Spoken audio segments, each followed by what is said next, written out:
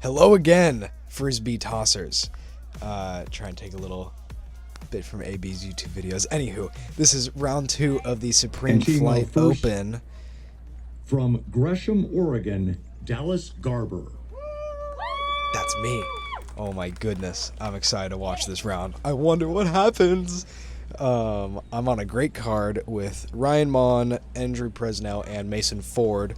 I've played with Ryan Mon before, about 4 years ago at Junior Worlds, and I played with Andrew Presnell 2 years ago at Normal Worlds.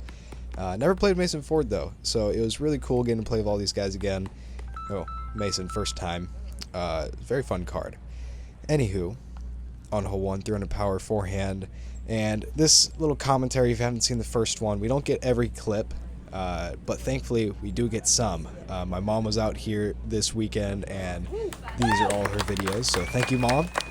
Next, Everybody say from thank you, Mom. Simpsonville. Thank you, Casey, Cassandra. Anyway, same exact tee shot as round 1, like within a couple feet of where I was. 45-foot death putt, 4 birdie, going, towards a little cliff behind the basket. And I'm like, I made it yesterday. Why not just make it today too? So giving it a solid bid, or at least that's what my thought is. Just want to be confident, don't go short, and definitely don't airball, because I don't want a bogey. I want to just make it. That's usually the goal. And I thought I did. To me, it looks like it was good enough to go in. That was one of those maybe 40-60 ones. Could have stayed. Should have stayed. But it didn't. Take a par. Bad drive on hole 2. Bad approach. Actually, no, it was a good drive on hole 2. Bad approach.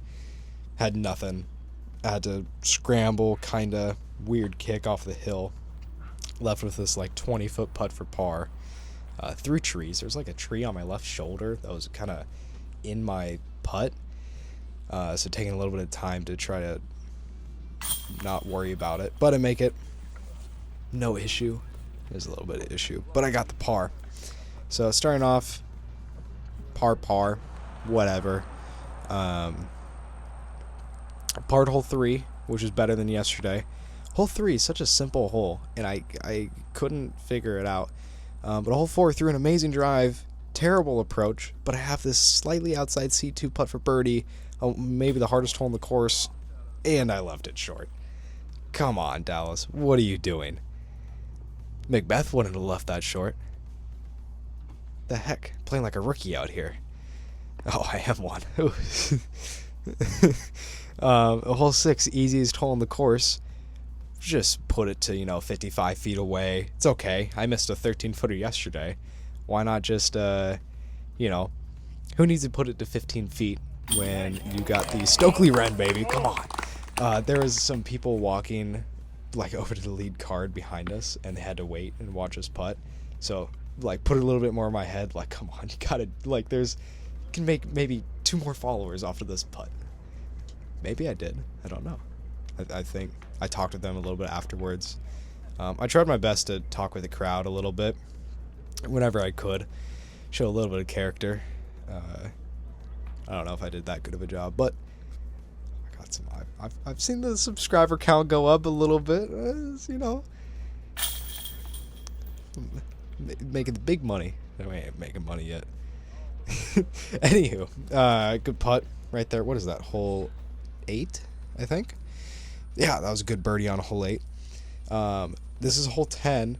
Hole 10 was one of my most feared holes going into this event. Tight wooded, 360 mid-range shot. I never hit it in practice, not a single time. And then back-to-back rounds, round 1 and 2, I put it to this 30-foot mark on the left side of the basket. And back-to-back rounds, I made the putt. So, one of my least confident hole in the course, maybe. I'm 2 under on it through 2 rounds, which is a bit odd. So feeling good after that one. Now on to hole 11, which I had played well in practice. Exact opposite. Absolutely shanked the drive.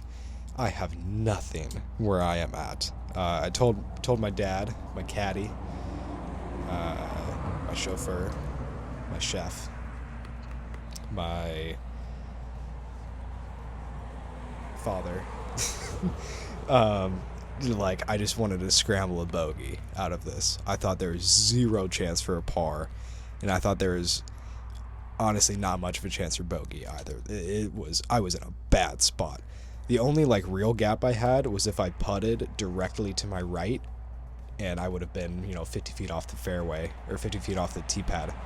But 18-year-old me, I see this 2-foot wide gap, go for it, punch through, has like a slight kick over, landed into the pathway, had an amazing approach up to the basket to 20 feet away, and I missed the par putt. Oh, so sad. But skip a couple of holes through. This is hole 13. This is Scott Stokely recording somebody else.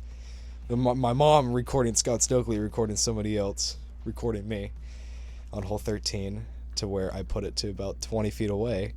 One of the better drives of the weekend for sure. And have this putt for birdie. And because of the rain and the lightning delay yesterday, the ground was super muddy and it was like sliding all over the place. So I had to opt to straddle, and I hate straddle putts from close. I'm fine with them from 30 feet, 40 feet, but when it's close, I tend to kind of just like, I use a lot of wrist motion on a straddle putt, and so I'm off with it, especially from close. So I didn't feel very confident on this. And I missed 2 15-footers the last round yesterday. I'm like, this is one of the hardest holes. Just get the birdie. And I did. I was very happy with that one. I don't know what I was at score-wise here, but getting a birdie on 13 is amazing. Such a hard drive. Such a demanding one. Like, long tunnel shot. Definitely a tour hole. Like, you find that type of hole at a local course, it's par 4, pretty much. Hole 14's tee drive, just smooth out a Thunderbird, nothing really to it. Landed in a perfect spot. I was left with, I think it was 320 into the pin, maybe 340. Pretty routine forehand hyzer here, and I pulled it. I pulled it big time. I was trying to go inside of that fat tree. I went around it, and I just really didn't have anything on the putt here. You can see me trying to use all my youth flexibility on this putt, really just straddling out to the right, trying to find anything I can. I definitely could have gone to the forehand putt, but I don't really got that touch and control. No reason to triple putt either, so try to go for this like spinner, and I never popped my wrist. With that, you got to really punch it nose up. I just never did. But that's fine. It's a par. Going into the par 5, extremely birdieable and eagleable. My tee shot landed a little bit left, so kind of out of play for the eagle. So I decided my safest route was to throw a driver as hard as I can into the sky, let it stall, stay straight for a little bit, and let it fight out. It was perfect out of my hand, and didn't even really have to watch it. Land exactly where I wanted to. Just no chance of it going out of bounds, no chance of it going in the woods, and it was close enough to where I was able to just kind of, step one over this bush. Just lay it up. Just make sure you put it right on under the basket. And I kind of smoked it, and you see it roll right there, and I thought it was gone, and I'm like, what an idiot you are. Why not just put it 5 feet away? Why you have to tap it or, base it? Thankfully, it hit a bush, and I was 10 feet away. Hole 16, a little bit of a rough drive into the woods off to the left. Rough drive, hit a tree, smack down, rough approach into the left, and then really had nothing here. I was trying my best to be, miracle worker, just 2-inch wide gap. Don't even know if a disc could fit through it, honestly. I don't know what I was looking at. I'm just trying to throw drivers as hard as I could at some branches, and maybe it gets through. It did not get through. It hit a tree immediately and had an amazing kick into the fairway. Saved the bogey. Hole 17, we didn't get coverage of it, but I got a par, I believe, on hole 17. Approach on 18, leaking a bit long. I thought it was out of bounds, but it's in bounds. And just barely outside the circle. See us walking up. Everybody's cheering and clapping. The person yelling in the background there came up to me after the round and said my grandma forced him to cheer for me. So I don't know if that's good or bad, but yeah, new fans, more fans. Yeah, I think my grandma forced a lot of people to cheer for me this week. I made a step putt for birdie yesterday, or the day before this round, to finish at 4 under. And now I have this one for 6 under, at the same distance. And I got it.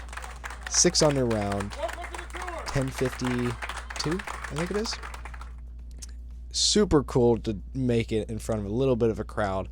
I mean, not a huge crowd, but there's always people kind of watching on 18, and especially, you know, with that guy who my grandma forced to cheer. I don't want to miss in front of him. Got to make the fans happy. So, always great to finish hole 18 with a birdie and especially a nice putt. Feeling good going into the last day. And after scores were all finalized and the final card came in, I had a good card for Championship Sunday. In the next video, I will be commentating for round 3, final round, Championship Sunday, with Eagle McMahon, Gannon Buhr, and Sullivan Tipton. Oh my gosh, this is my first tournament of my rookie year, and I'm playing with the #1 player in the world, Sullivan Tipton, maybe the best forehand player in the world, one of, and Eagle McMahon, who, you know, also crazy good, super fun. So, a little bit stressful going into it, but third card, first event of the year, rookie year, what the heck? Anyway, thank you guys for watching. That was round 2, Supreme Flight Open. Hope you enjoyed. Hope you click that subscribe button halfway through, because you're like, man, this guy's really funny and handsome, and I want to follow along on his disc golf journey.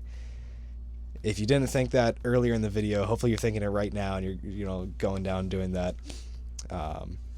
While you're at it, click like and maybe comment like, oh well, this guy's so handsome and funny and awesome, and I want to follow along on his journey.